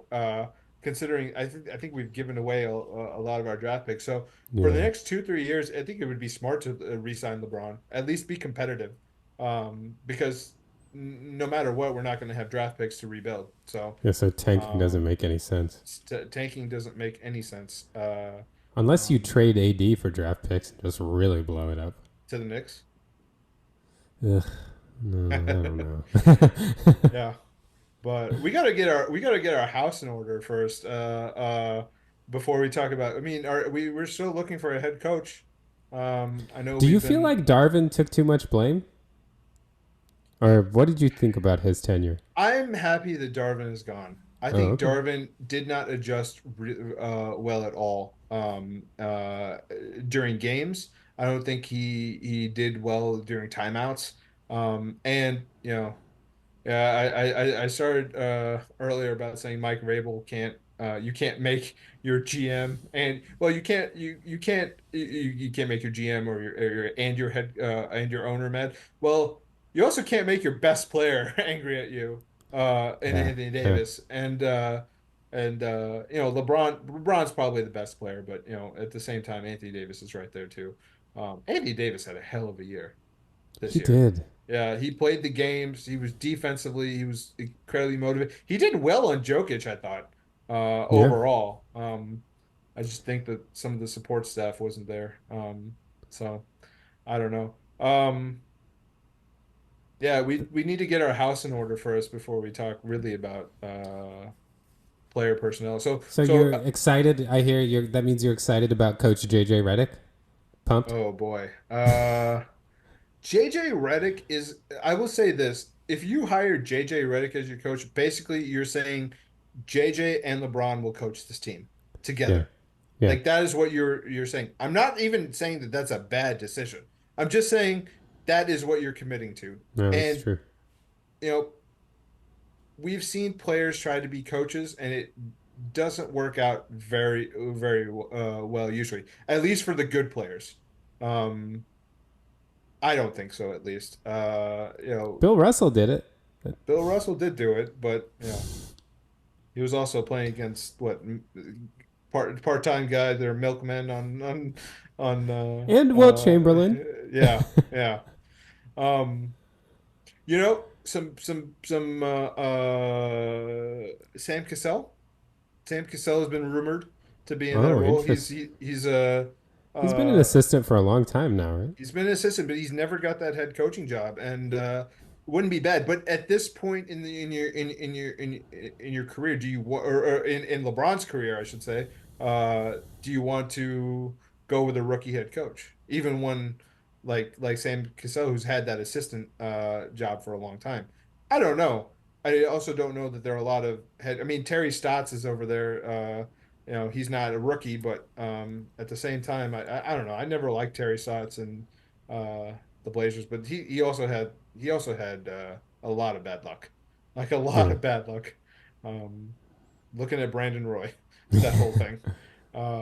But do you know? Okay, it's not gonna happen. But you know who would be great? I think as a head coach, it's gonna surprise you. I really think that we should at least give a serious look at Becky Hammon. Oh Like, no, I don't find that I, surprising. I think that's a good idea. I think you know, she should get a look. She's got a great resume, Yeah. absolutely great resume. I mean, she was, I guess number one, she was a Spurs assistant. So you got somebody who's under Pop, you know, Mm-hmm. and she's taken that success and into the WNBA. I think she's the last 2 years she was the head coach of the Aces, the Las And Vegas they won Aces, the and title. they two straight actually Yeah. right Mm-hmm. now. To the point where I don't know if you saw this. I guess the Vegas is giving them like the city of Vegas is giving each player like $100,000 or something like that. Oh really? Yeah, Oh wow. it's interesting. I think it's for they're saying it's because of they have that budgeted in for I don't know, entertainment or something like that. Like, you know, Oh, that's they cool. bring a lot of fans to Vegas. So I don't know. I don't know what the thing is, but I honestly think that Becky Hammon should get looked at. She's going to be a rookie head coach though, as far as NBA. She does have WNBA pedigree. I don't know, you know, you can make the argument whether it's the same or not the same, but um, I think that she knows basketball. At the very least, she knows basketball. And Well, and in we need many somebody who different knows basketball a settings, lot. like she coached in the G League and the NBA as a head coach. She Yeah. was an assistant under Pop, and she is a head coach in the WNBA and incredibly successful. Like she's had success in many different settings. She's clearly adaptable. Yeah, I think that's really interesting. And she comes across, at least to me, not knowing her personally, but seeing her press conferences and how she talks, like she seems like someone that will command respect. You know, she's Right. someone who is a leader, and I think that that quality will, and I think LeBron would respect her. I don't know LeBron's views on her or anything, but that's she just seems like a leader. I think that like despite my personal disagreements with LeBron on some things, uh, he's a very good guy. And I think that he's going to understand that, and I think he will respect her. I think that if somebody is going to break the ice on this, hiring a woman to be a NBA head coach, I think that doing it under LeBron, for example, I think that it would be a good situation. Yeah, I agree Yeah, with that. yeah. Um, but yeah, I don't know. There's a few different names out there. It's hard to say who's going to be good. There are some people who come out of the woodwork and just turn out to be excellent head coaches. So, or at least out of the woodwork for us. I mean, I'm sure there's NBA guys will know them. So, but Yeah, yeah, at the like the same time. Nick Nurses of the world that show up Right, and end up being right, great coaches. right. Exactly, exactly. And what about so we talked about coaching. Any other thoughts about like moves that you would want the Lakers to make going forward, or Oh man. I I don't know. I have a very good feeling that we're going to pick Bronny in the second round, though. I have a very strong feeling that we're going to pick Bronny in the second round. I'm not is it sure. just because they like they scouted him real hard at USC and they saw him at the combine and had a great vertical. I, They've been able to see him up close and personal. They're just doing their homework and they found Bronny. They see him. He's a talented young guy right there. I will say one thing. I know you're being sarcastic and and all that, but I will say one thing. I don't know if you heard his draft combine. It helped his case. It helped his case a lot. I don't know that he's a Laker guy. The thing is that it's not supposed to be a very strong draft. Right. So if you're going to take a flyer on somebody, take it on Bronny. Why not? Like, take it on Bronny. That kind of also secures LeBron to, come in. And like, if you Well, sign right. LeBron and you sign Bronny, like, I That's a mean, win. yeah, that's a win. That's a win. We can give him a second round contract for LeBron James. I mean, we'd also have to pay LeBron, but you get what I'm saying. Like, Hmm. it's not that much more. If he doesn't get drafted, you better invite him to summer league. Make him a Laker to get in some summer league and see how he is. He didn't play half the season Right. in college. He also went to a school that isn't a basketball powerhouse. So yeah, I don't blame Well, people for and having he a had lot of like a questions. major he had a Yeah, major medical issue to start the year, right, So, yeah. right. Um, Either way, I feel like this summer. Uh, Bronny aside, I feel like the Lakers have to be preparing both ways for LeBron to resign Yeah. and LeBron to leave, or to LeBron to opt in, or resign, or to leave. And you better have a plan if he leaves. That's all I gotta say, Hmm. Rob. Rob, this is going straight to your ears. You better have a plan because AD is right there. I don't know that he's going to be very very happy just being by himself. I mean, um I don't know. We'll see. Well, the thing is like somehow with the Lakers, somebody you always find somebody. It's like, oh no, what are they gonna do with AD by himself? It's like, oh, by the way, Giannis wants to come and be a Laker. Oh, great! Somehow Giannis is a Laker now. Like it always just seems to happen. You'll trade a bag of chips to somehow Chris Wallace will become the GM of Milwaukee, and then you'll trade somebody's younger brother for and a bag of chips to I the I Bucks. will say it does feel like, and what you're referring to is the Pau Gasol trade, and it does feel like we like I'm pretty sure Jerry Bus won Pau Gasol in the poker game. Like that is that I will not be surprised if I find that out later on because we gave up what was essentially nothing. Now Marc Gasol ended up being a very good player for the Grizzlies and all that, but But there's no way that they nobody could have saw that. known. No. Nobody, yeah, yeah. There's no way that nobody could have known or anybody could have known. So, yeah, man, I miss Jerry Buss. Like I miss Jerry Buss. That is the one thing I gotta say. Um, you I know, know you probably. I want to hear your thoughts on Laker ownership. The one thing I will say, just regarding my sarcastic comments about Bronny, I have no reason to think he won't be a good player. I just have no idea. And I think the thing is that he, unfortunately, we just haven't seen a lot from him, positive or negative. So it's tough. You know, I don't know that other people in his circumstance would be getting drafted, but I understand why he is getting drafted. And yeah, I don't know. I mean, it's I it's don't. it, it's hard to see if it's like nepotism, and that's the reason he's getting drafted or getting. I mean, that's 100% the reason he's getting looked at so hard. Um, but I could see it going two ways. I could see is LeBron being as he was growing up being more hard on him, or I could see him like, oh, you'll get to the NBA, it's fine, it's we'll play together, and then you're on your own, kid. Like I mean that I could see that. I could see him being exceptionally hard on him, and then it's just bad luck that we haven't been able to see him all that much. Right. The Um, thing I will say though is at his size, he's what, like 6'2"? Like he, Yeah, 6'1.5". He yeah, was like listed as 6'4" on USC's, but he was measured at 6'2" or 6'1.5". so. The thing is, he's either got to have amazing handles and amazing like finishing ability for a little guy, or he's got to have an amazing shot. Otherwise, it's going to be real Yeah, tough for him. yeah. He does have a big wingspan, I think, though. Like I think it was like 6'7" or something like that. Oh, so he Um, could be like and a Rondo type. and he did hit like 17 or so threes out of 20 out of when they were shooting around when they were measuring that statistic. So I mean. The It's thing just is, so I much of whether he's going to be good or whether he's going to not be good. You don't know. no. And honestly, I'll tell you one thing. I 100% believe that another team could potentially take a flyer on him I just to try think to get LeBron. so. I think you're right. I don't think there's any chance he's undrafted for that reason. Somebody's going to draft him and take a flyer on him in the second round. I feel quite confident about that. Yeah. Yeah.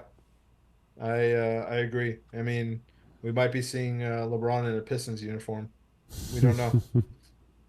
Yeah. That'd be the best thing that happened to the Pistons in a long time. Oh yeah. Yeah. I guess they thought, and it still could be, they thought them getting Cade Cunningham was the best thing in a long time. And I don't, I still am not giving up on Cade, but he's had a rough ride. He hasn't had much around him. I haven't seen a Pistons game in like 10 years. So I can't, I mean, I'm just gonna be honest with you right now. Like there's nothing that's been interesting about the Pistons in my since what 2004. So of course I'm gonna say that though. So Yeah. All right. Well, let's take one more break, and then I would like to get your thoughts after the break on the Lakers ownership situation, and then maybe we can wrap up with some anecdotes. yeah, sounds good. And we're back. Uh, Before we start, in our break, the Celtics Pacers game one just went to overtime. No. Well, and you'll be really disappointed to know the Pacers were up 117-114 with the ball. They just had to inbound it and make free throws and end the game. They turned it over. No. They turned it over, and then Jaylen Brown hit a corner three to tie it up, and then Halliburton decided not to shoot, dribbled into traffic, and the game is going to overtime, 117-117. Oh, that's that. So on one hand, I was checking the score of the game, and I think in the third quarter they were down by like 10 or so, maybe 10 or 15. So Yeah, I'm they were glad it's down by going to 11 overtime. when we had our last break. They were down by Yeah, 11. yeah. But when we went to break and I checked, I thought the game was over. Like it was done. I was like, Right. crap. I'm just gonna see the Pacers hit free throws, but Yeah. they gacked it. Ah, come on. Come on, Pacers. I whatever. It's fine. It's fine. But, you know, it's let's Well, is it possible that that all the Celtics will retire during the overtime? Is that it's possible? as the guy said in dodgeball, it's a bold strategy, Cotton. Let's see if it would pay off for him. Yeah, yeah. Nice. um, all right, so let's do a kind of quick. We haven't touched on your thoughts on Lakers ownership before we wrap up. How do you think about? First of all, like who's is it still Jeannie running the show? What's actually going on now? So I don't know how many siblings there are, but I think they all own a pretty equitable stake in the Lakers. All right. Um, but I think Jeannie's running the show. It's Jeannie's Lakers. Um, and I really feel like she's damaging the team in the Oh, way, yeah. Jerry Buss used to make, these amazing decisions. And I feel like she hasn't really made a really good one yet. Um, I want to start off by saying that I guess she took away courtside seats for uh, what's his name? wait, Jerry. Jack Nicholson? Don't tell me it was No, Jack no, Nicholson. Okay. no, no, no. Of course not. Why would she? Why would she take away I don't know. I courtside? was about to ask you. I mean, he probably pays for all of them. Um, Now I got Jack Nicholson stuck in my head. Uh, the logo, Oh, Jerry uh, West. Jerry West. She took away his courtside seats a couple Oh years wow. ago. Like, okay, I know he went to go consult with the Warriors, but he is a Laker legend. Like, he brought so much success. He's the guy who found Kobe. He's the one who told them, "Hey, you got to go get this guy." And the fact that she's treated him like that that number one was one strike. The other thing is that if you had to guess who was you it shocked me. She's actually one of the poorest owners in the NBA. I Really? think her net worth is something like $700 million. $700 million to me and you is amazing. In the NBA world, it's not good. Not good. She's making decisions that are financial rather than for the good of the team. Okay? Oh, As interesting. much as I also hate the Clippers, but Steve Ballmer is making decisions that will hopefully help his team. Now he has to battle with a curse. Okay, so he has to go against something that's not based in reality. But so we'll give him a little benefit of the Well, doubt. But I do think there's a little not the curse in the way of like the injury curse thing and stuff, but there is the idea that like I think Steve Ballmer has to make decisions that are not always wise in the long run because he's trying to make a splash because no one cares about the Clippers. And he's trying to gain some kind of foothold in LA that he probably will never be able to gain because it's a Lakers town. And I feel like that kind of compromises sometimes his team building strategy. it might be a Lakers town for sure. But the problem is that the brand has become very city focused rather than national focused. It used to be the Lakers were the destination. Now I don't think that they're the most popular team in California. I think the Warriors are the most popular team in California. Yeah, I could see Um, that. and there's different reasons why that is, but the fact that I think our owner is considered somebody who's not willing to spend. Look, the way the NBA works, you have to be able and willing to spend into the luxury tax. You Hmm. and it's unfortunate that the way that it's worked is uh that the luxury tax bill is just going to get more and more the more you violate the salary cap. But you have to be willing to pay the luxury tax bill in order to be successful.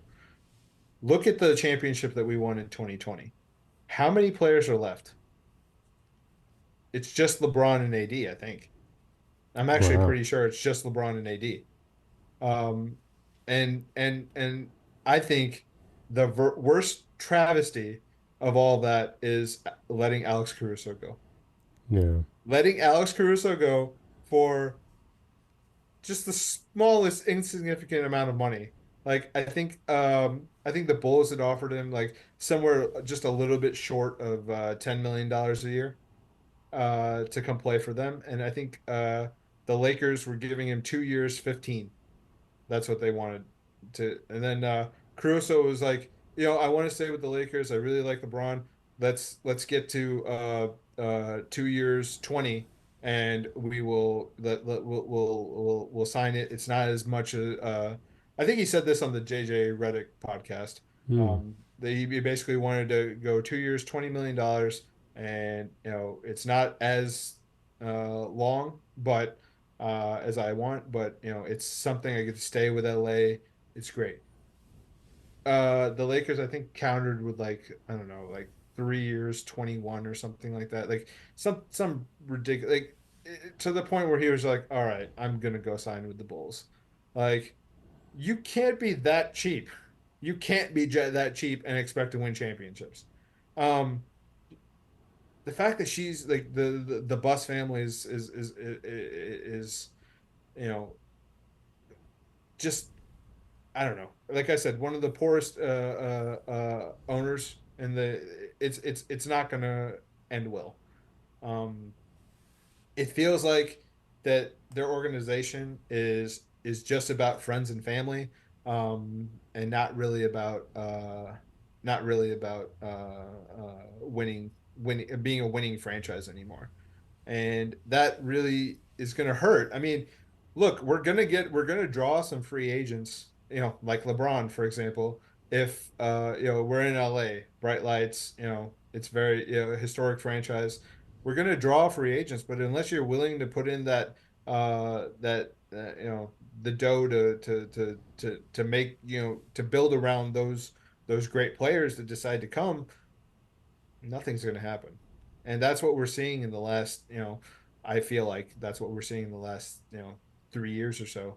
That I feel like we've made bad move, bad decision after bad decision, and it's just not sustainable, in my opinion. Um, I really, it won't be fun to have somebody else other than the Bus family running owning the Lakers, but at this point, it's probably it might need to come. I don't think she has any plans of selling or anything like that, but Yeah. um, I hate to see these decisions based upon money you know, rather than what it should be about is winning games. That's tough to go from, because I feel like Dr. Jerry Buss was one of like the great owners in the NBA and one of I think most people would have said the Lakers had one of the best ownership situations since like the 80s until very recently. So it's tough to hear that it's not such a great ownership situation anymore. Yeah, unfortunately, and like I said, like she, uh, it just feels like it's friends and family that are running the show. I mean, she one of her closest advisors is Linda Rambis, one of her best Oh, friends. Kurt Rambis Yeah, is. Kurt Rambis is, and I think Kurt Rambis his opinions matter to her, and he is not the guy that we should be listening to when it comes to winning basketball He games. doesn't have a great track record. Yeah. No, he does not. Hmm. He's one of the most. I think he's one of the most losing coaches of all time. Yeah, he Guys, I he think did a stint with us. We are familiar in New York. yeah, yeah, yeah. So I don't know. I mean, it's rough, but you got to be willing to keep these championship teams together and go out and find deals and spend money and not be uh, you know handcuffed to your bank account a little bit, and um, it just really feels like that's what's happening. I don't want the Bus family not to own the Lakers. I want them, but I want them to change. I want them to change their attitude. Look, if financially they don't change, at least change their attitude. Be about winning again. Be Yeah. about being successful. Don't just be, oh, my dad won a bunch of games. I can just, ride on his coattails. Uh, and that's what it seems like is happening. So I don't know. I'm not a huge fan of Genie Bus right now. Um, but what can you do? Well, as someone who was not a huge fan of my team's owner for a very long time, James Dolan, it seems like somehow with bringing Leon Rose on board, he has finally started listening to someone who's smarter than him about basketball, and things have turned around. So I'll just tell you from my perspective, it can look bleak for 20 years and then turn around. So, Yeah. And I mean, I shouldn't complain that much because we've won we just won the championship, just a few years ago.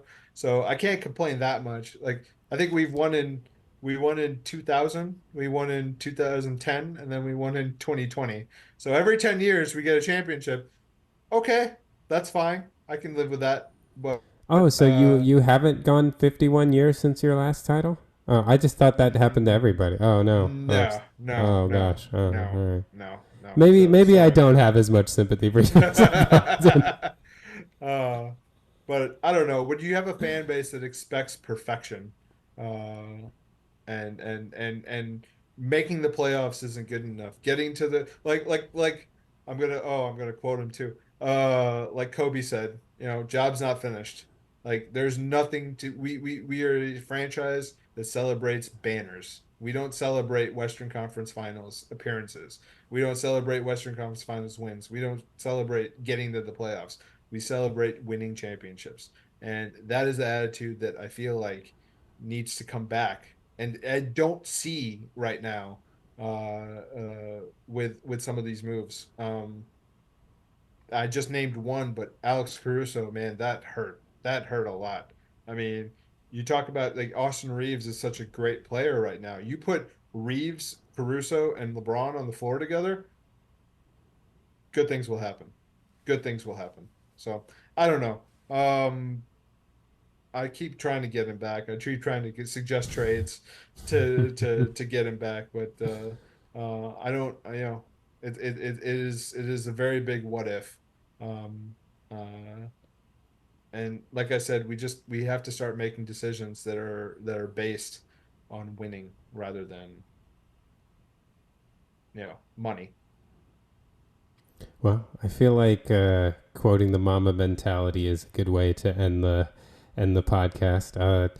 Let's transition over to some anecdotes. I know I'm not sure if you have an anecdote ready, so just in case you don't, I will start with mine and give you some time to think about one.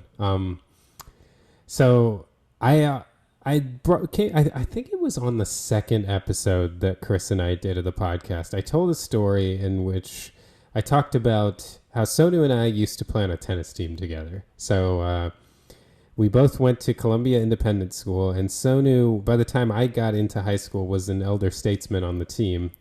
And he and I, it was a traveling tennis team. We went around like the local high schools in the mid-Missouri area to play matches, and we both played singles and doubles on our team, and we initially did not play doubles together. We each had different Which partners. that was insane.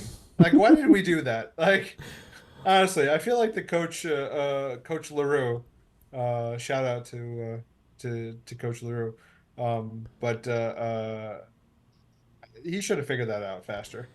Yeah, and the reason why Sonu is so indignant is our games really complemented each other very well. Sonu is the best net player I have ever played tennis with. And I was trying to think about this when I was thinking about the anecdote. Like, why are you so good at the net? And I broke it down to three things. I think one, you have incredible anticipation. Two, the your reflexes are really fast, and three, you play with a necessary fearlessness at the net. You're willing to both in like decision making, like you're willing to take a risk, and you're willing to put your body out there when someone's about to hammer a forehand down the line and try to get in front of it. Um, but with all those, like Sonu was easily the best player on our tennis team at the net, but honestly the best player I've played with on the net. And my game was more in the baseline focused. I was not good at the net, so I loved hanging out at the back of the court and playing from there. So we matched so well that we ended up like there would be when Sonu would serve sometimes we would switch places after the serve. I would drop back to the baseline and Sonu would charge up to the net just so that we could be in our like optimum positions. But so I always like to put it that I let you do in most points the net is not or the majority of the point the net is not a factor. When it becomes a factor, the point's usually over very quickly afterwards. So basically, I let you do about 95% of the work, and I cleaned it up and took the credit. So well, my goal was never like we got to the point where I wasn't trying to win the point. I was just trying to get them to hit it to Sonu. Like, I was trying to figure out strategically how to put them in a position where they had to hit it to Sonu, and then we could win the point. well, I appreciate that. Yeah. Well, and so the anecdote that I want to tell was when Sonu and I went to play a match at the Missouri Military Academy. Yeah. We were playing against people who, these are military kids, and we played tennis, but I don't know that anyone would confuse us for superstar athletes, except when you're playing basketball at the rec center. But Oh yeah, besides yeah. that, I appreciate that, but no. but we were playing against people that were much more accustomed to physical things than we were, and we were. It was a tough match. Like we were, and I think the turning point of this match and a really tight match was, and I'm just gonna say from the start, I can't do this justice. Like if you weren't there, unfortunately, you're just not gonna have the full effect. But I'll do my best to paint a picture. But we were rallying at the baseline, and the guy at the baseline on their side decided he was going to try to lob Sonu. And he hits this moon shot, like really so high up in the air that I almost turned my back, like just sprinting down the baseline to get behind Sonu to catch up to the lob.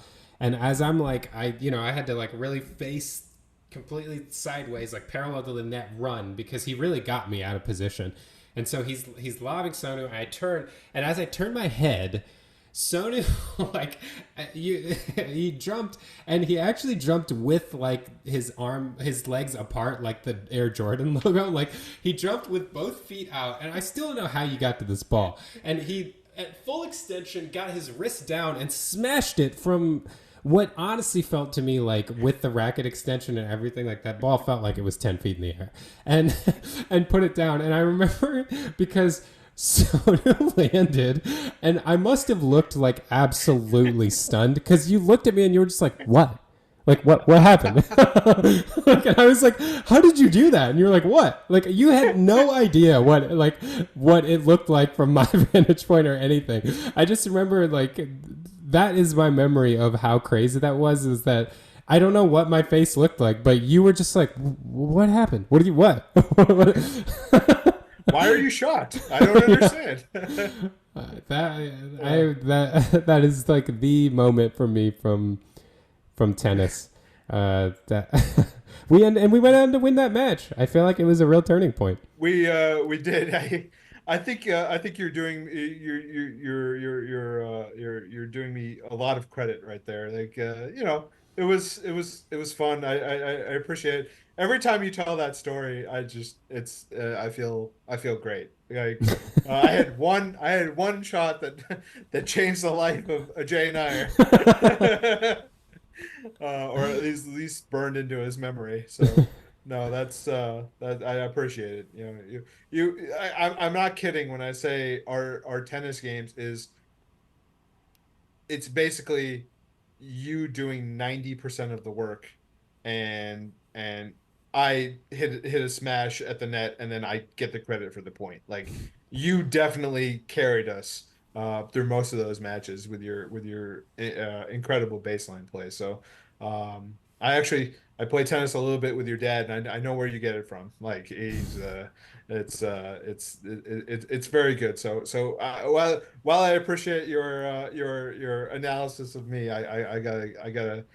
um, I gotta shoot it back towards you because, like I said, the baseline play was just amazing. It made my life so great, so easy. Like because I knew you were there, I could take risks. Like I could do all of that because I knew that if this doesn't work out, Jay will more than likely bail me out. So that's essentially what my thought process was. So Does your anecdote by any chance have to do with tennis? so I don't know. I just my anecdote it's not Wait. If it necessarily doesn't have to okay. do with tennis, I want to tell one more tennis story of you because I just remember this. And Oh do Lord. you remember? I think it was also. I can't remember who. I think we were playing Moberly. Actually, I'm confident we were playing Moberly. Do you remember your singles match when we played Moberly? So Yep. I remember because it was so I was a freshman on this team, and when we played Moberly was the first singles match that I ever won. So it was like our third match I think of the year. I had had like real like nerves like starting out as a tennis player. So I lost my first couple matches and I won this match. And I went and sat next to the coach and I watched Sonu's singles match. And so you lost the first set 6-love, then won the second set 6-love, and then you played a super tie break and won the tie. And I just remember you walking back to sit next to coach and me and being like, I don't know. I don't know. Like I don't know what happened. Like you were when Yeah. I sat down to coach. Like I think you were already down like 4-love in the first set, and we were just like, man, Sony's getting crushed. And then you just started beating the brakes off of this guy, and then you played like a tight tiebreak and beat him. And I just remember you coming back and like even as you were rounding like on one changeover after you started winning, you were just like, I don't know. Yeah. Well, Who I don't know. knows? I don't know Who what's going knows? on. I don't know how Yeah. this happened, but we're doing Yeah. it. Yeah. That was a good time. I ended up winning that match. That's always good. So yeah, no, it was tennis that I part of what I want to say is tennis was that was my senior year of high school, and tennis that year was just so much fun. And I think honestly, no, I really know that it's because you were there, man. Like it was all the shenanigans that we got into, and I think also we just had a good group of guys like that were just Yeah. would rib each other and support each other and all that. But man, I gotta take Coach LaRue to task for not putting us together. 'Cause I think at least two matches went into the season before Coach was put us together, and Yeah, it was somewhere around. It might have actually been at Moberly that time when we first played together. yeah. It was around then, like 2 or 3 matches into the. But then once we got going, oh man, that was my one regret was we put up a stinker when we played in the state tournament. We lost in the Yeah. first round. I feel like we could have made a run, but we our first round match we really Okay. just had It an was off like day. at 8 o'clock in the It morning was or very seven early. 7 o'clock in the morning. I was tired. Like, I was a senior in high school. Senior stuff was going on. Like, I probably didn't get good sleep. Like, it was on me for sure. But yeah, we didn't do very well in the state tournament. But we did good that season It overall. was a good So year. Yeah. yeah, yeah. We were a part of the first matches that our school won in the history of the school. Yeah, yeah, yeah. That was great. I wonder if CIS still does tennis. Yeah, I don't know. I Yeah, hope so. yeah. But my anecdote, it has nothing to do with sports. Um, and it's just it's just a good story in my opinion. But it's a story of we went to Chris Dorf's wedding together. Yeah. And I just this it was on an island in Maine, I think. Mm-hmm. Yeah. Which was good except uh the island obviously there's bridges and stuff and in order to get to town, I think it was like a 30 to 45-minute drive to get to town. Not a big deal, but still. So we wake up like I think it was the morning of the wedding, and we are all like starving. Like I think we'd skip breakfast. Everyone slept in a little bit. We are starving, and we are done with whatever duties we had to do for the wedding, to help prepare or help set up or something like that. We were done with all of that, and we were like, okay, we have a couple hours to kill. We want to go get some lunch or something to eat before we have to get ready and uh, help in the wedding. Um, so we're like, oh, we got to make this 45-minute drive. It's going to be the worst. Let me just let's just see. Is there anything around here, or is there? Can we do anything? And I remember that morning in particular. You don't complain much, but I think you were in particular like you were ready for some food. You were ready for some food that morning. Um, there's a little our even keeled host here. He was a little snappy to every. I think he was hungry. So we were like, all right, there's probably a McDonald's in this town. We got to drive 45 minutes. Let's get in the car. Let's go. Right before we left to go, we are like, is there anything around here? We just kind of look around, and there's this small, like it almost seemed like, and I'm exaggerating, or they remodeled, I don't know, but it almost seemed like this, dilapidated like shack, and right on the water on this island, and we're like, okay, well, it's a seafood restaurant. Let's just go and see what they have. I kid you not, and I'm speaking to the viewers and listeners. I kid you not, it was easily the best meal I've had in like at least 5 years at that time. And I don't know if you would agree with that assessment. All seafood. Uh, I had a de-shelled crab, which was good, really good. And I think you went with a lobster roll, right? Oh yeah. Yeah. I don't know what was better, the lobster roll or I got the Maine Yep. blueberry pie. Yep. Ho ho ho, that was good. That was Yeah. such a good pie. But it's just one of those experiences that, there's so much stuff that you and I have done together over the years, and I really do value, your friendship, of course. But it's just one of those events that really bonded us even closer together. So, when I say, you're my oldest friend, it's one, it's true. Two, yeah, it's just it's amazing to have all these moments with you. So, and my anecdote obviously is not that a particular story in which you were featured, but it's all these little moments that I don't we don't have time to share. I could be here all day, but all these little moments we've had together, it's amazing. Yeah, we really had some great times. It's Yeah. and who would have thought back in the days when I was like bumming rides off of you because you could drive and I couldn't, and you were basically like my chaperone. Like you went way out of your way to take me so many places you didn't have to take me just because I had to get places and had no planning ability to figure out how to get there. Well, I felt bad. I felt bad. Plus, you kept telling me you'd give me gas money, and where's the gas money, Well, AJ? Where's the gas money? One of these days, I'm going to itemize it, and I'll send you a bill. all right. I'll have to see if I have like $5,000 lying around to pay you back for all the Uh, gas. No, it was my pleasure, honestly. We had, like I said, we've had some good times over the years, and uh, definitely one of my best friends. So I do appreciate you. I appreciate you letting me guest host the podcast. I miss Chris.